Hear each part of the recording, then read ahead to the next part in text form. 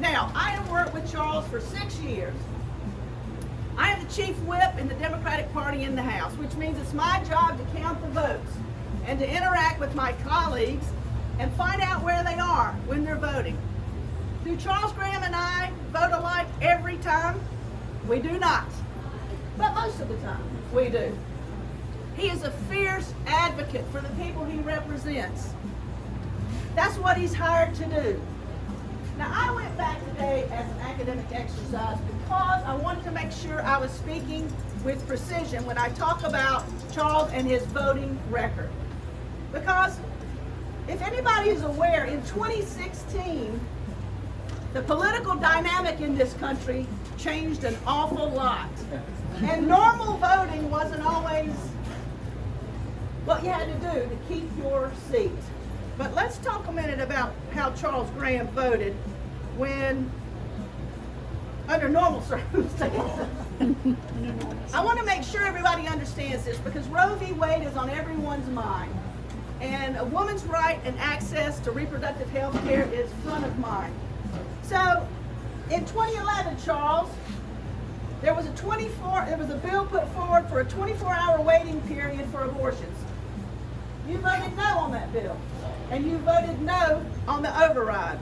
In 2013, there was a bill put forward to prohibit abortion based on sex or gender. You voted no on that bill. There was a bill also in 2013 to limit abortion insurance coverage.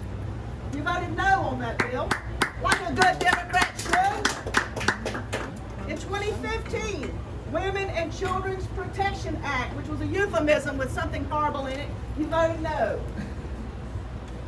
2019, this is after the dynamic shifted, right? And you got to remember now, this is a man that won in a plus 20 Trump district as a Democrat.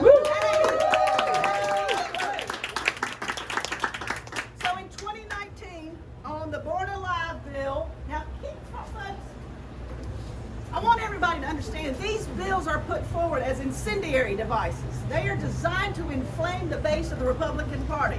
They are problems, they are solutions in search of a problem. They're not real. They are fictional things that are just designed to be raw meat to the base. So there were a couple of bills that came forward. Now keep in mind, I count the votes. I know how everybody's going to vote before they vote.